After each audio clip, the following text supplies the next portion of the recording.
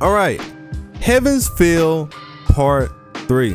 And I usually try to filter myself on these because I know I'll go on forever, but it is the last route.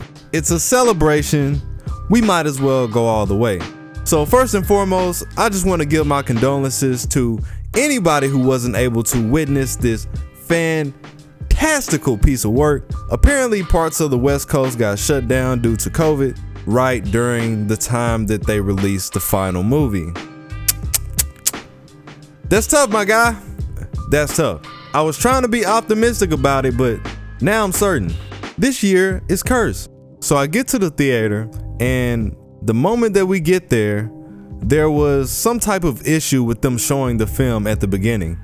So they ended up moving us to another room. The new room was smaller, but since it was only like 10 of us anyway, it hardly made the difference. And they gave us a free movie ticket, which basically means that I got to see the movie for free. Man, I had that popcorn, them nachos, had my feet back in that recliner, boy, it felt like I was going into space. Neil Armstrong, who? But I'm not gonna hold y'all up. So for the movie, when it comes to stuff like this, I see a lot of white knighting, a lot of people inheriting another person's problem. I can't watch the movie for someone who doesn't know the context.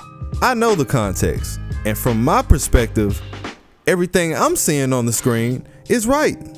So what is there to complain about? If I had to make any complaints, one of them would be there just simply wasn't enough time. For example, Shiro's arm. I don't know if this was just a big deal for me, but when I was going through the novel, it felt as if the story was going out of its way to let you know just how much pain this dude was going through the entire time, just from having the arm attached to his body. I mean, even basic human function became difficult after a while. Walking, talking, thinking, him not being able to remember who he is or other people for that matter. And that was before he took the shroud off. It gets even worse afterwards. In the movie, I felt like it kind of just reminded you about the arm at times just to let you know that it's still there. So that's one thing, but we're gonna get into it. The movie opens up to Shinji's death, and oddly enough, Shiro acted exactly how I mentioned that he acts in my analysis, devoid of emotion. He didn't let out a shriek, he didn't let out a gasp, he just walked into the room and was like, damn, they got him. There was no deep sentiment of loss or anything of that nature. It was just like, oh, it's just the dead body of somebody I kind of grew up with. Happens all the time. So I thought that was interesting to see. As far as Shinji goes, I spoke a little bit about this in my last review, so this is gonna be the weird part. And maybe this is just how I'm feeling right now, but looking back, I think Shinji and Sakura are oddly written characters. And let me tell you why. Everybody hates Shinji, as you should, because the story gives you no reason to like him at all. He doesn't have real motives, and he only exists to have an inferiority complex, and that's it. I mean, when you think about it, that's the least he could do, is be good at being hated, because he literally does nothing else. I just feel like Nasu tried really hard to make me dislike this dude for no reason at all. And it really is a shame too, because I like the dude. He wasn't always a bad person. I just wish that his story had a little more backbone than I suck, so I'm mad at everybody. Because you feel like you deserve it? Nobody deserves anything in this world but a box 6 feet underground. That's the only thing that you deserve in this world. I mean, you got times where people are born disease-ridden and then just die right after. That's it. And you feel like you deserve something? Huh? And initially, I was gonna say something about Sakura as well, that she only exists for you to feel sorry for her. which is to say that she doesn't feel like a character either. But now that I think about it, in her defense, at least she's supposed to be that way, right? All the years that you would spend growing and developing into an actual person, Sakura was in a dungeon, so she can only be a robot. If you ever notice, Sakura doesn't really go past formalities, and that's not by accident. What I will say is that I do find it brave of her to go out and face the world knowing what happened to her in her past. And not only that, but she doesn't really give people any flack about it until now, when the show starts. When in reality, she should have been more like Shinji. She should have been an asshole. If her and Shinji were one person, it would make so much more sense to me. It's almost as if they were one person and they got broken apart. Like, one thing I find funny is that she often talks about what the world has done to her. In my mind, I'm thinking, nobody's really done anything to you. I mean, you can boil all of her trauma down to two people, Tokiomi and Zoken. If you want to hate anybody, and I mean a justifiable hatred, hate Zoken. Zoken fucked everything up. To Zoken, everybody else is just pawns on the chessboard, and he doesn't even show his face. And even he had motives in the beginning. So seeing him die towards the end of the movie should be satisfying. But then you realize he's a roach. The man just doesn't know when to die. Just stop, Zoken. Stop. It's over. Hold this L. Jesus. So moving along, of course you have the opening scene with Rin, Sakura, Shiro, and Ilya. I think that they did a good job there. Just the way that they panned the camera and how they had Sakura giving this very powerful facial expression. Like, you could literally feel her being triggered in that moment. Even at her lowest point in her own route, Shiro goes straight for Rin. The disrespect. Then of course we have a personal favorite, weighing in at 180 pounds, the actual madman, Kodomi! Kirei is top 5, man. Who am I kidding? Who am I kidding? This is the Kirei and Ilya route. And if you're feeling some type of way about it, square up. The idea of Shiro and Kirei teaming up has always been hilarious. The fact that Kirei flat out tells him, hey, I'm gonna help you out for right now, but I just wanna let you know I'm actually down with all the fuckery. And it's funny to see Kirei being so impatient. He couldn't wait on Shiro to get through the window, so he just throws him through it. And also, he wasn't about to wait on Shiro and Ilya to have their moment. This dude walked over and scooped her up like, man, ain't nobody got time for this long dramatic handshake. We gotta get the ball rolling, man. End of the world, baby, let's go. I have never seen somebody so excited for the end of the world. The man's insane, but we already knew that. Kirei's fight with Hassan, the way he ran upstairs in the middle of his fight to exercise Zoken, just grabs him by the forehead and slams him into the roof like, motherfucker. Hey, to be fair, Kirei's been waiting to get at Zoken since Fate Zero, and the prayer was godlike. And I think that this tops Shiro Kodomi's prayer from Fate Apocrypha, and he had a real good scene as well. And of course, 9 Lives Blade Works. Trigger off. Bro, the Emiya theme, I don't care what nobody say. After 100,000 remixes, it still manages to feel exactly how I felt the first time that I heard it. Absolutely amazing. Real big fan of the way that they tackled this scene.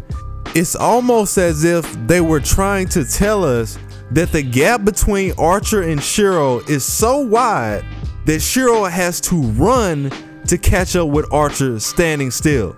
And then he tells Archer, you gotta keep up with me this time, my guy.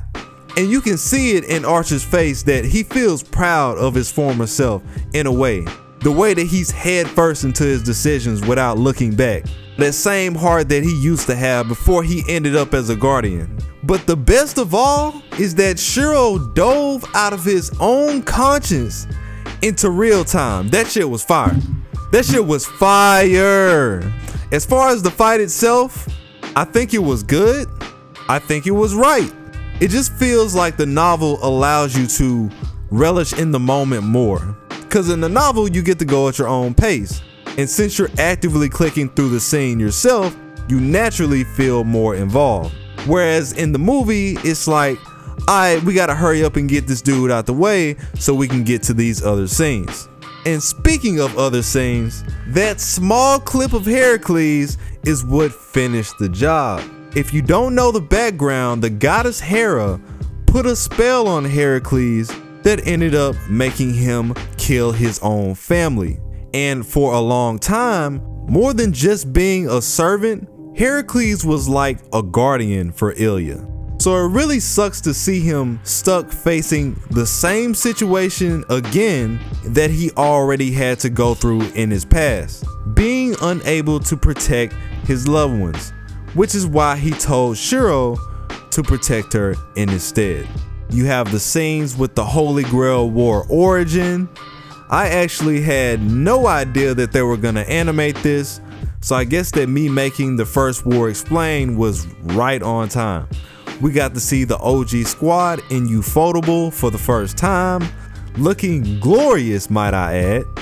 We got to see just how enormous that cavern truly is, and I'm not sure if anyone noticed, but Justice was making this weird smile on her face while she was getting crushed. I can't really tell if that's her being happy about her dream coming true, or is she just really into some freak business.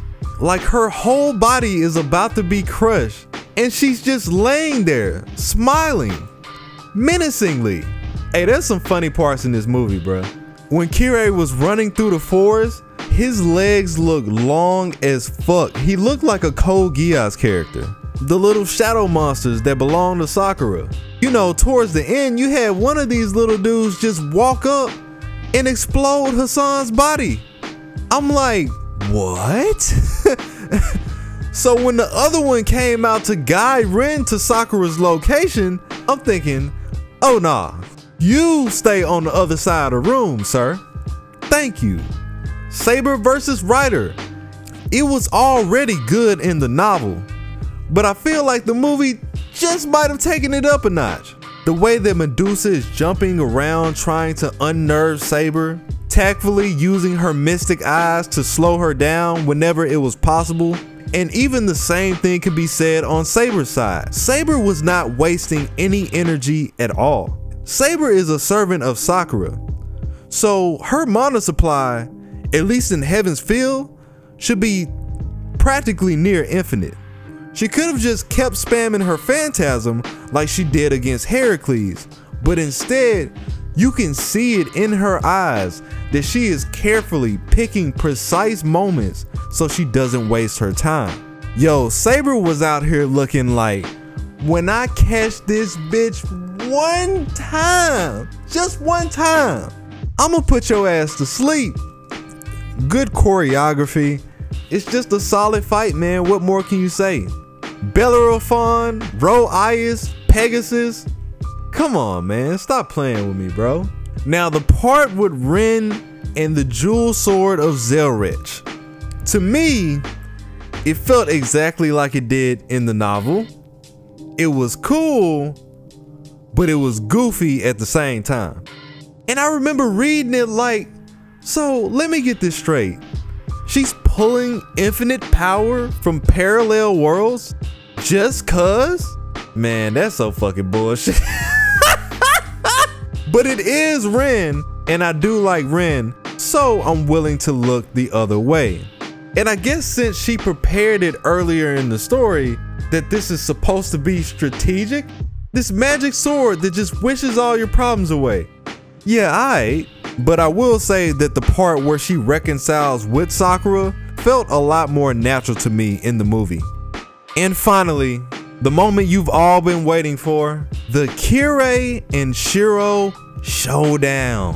One thing that I will say is that it felt like there wasn't much expression on Shiro's behalf. This is one of the main reasons why I love novel Shiro so much more than the anime, because times where he would say something or a thought does cross his mind, the anime just has him sitting there or standing there. So it would appear as if he had nothing to say, but this isn't the case. And this really goes back to my dilemma with them not having enough time. Huge moments like when Shiro took on Heracles or Shiro fighting against Kirei, they feel short.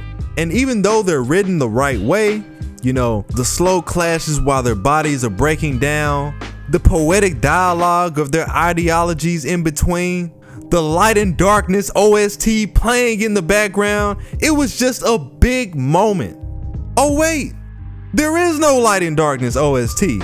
How could you? Man, I made a post a while back, and even before I made the post, I had already had it on my mind.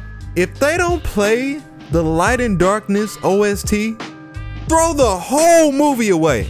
That is how much that song meant to this scene. And I was just sitting there waiting on it to come on, and then something else came on.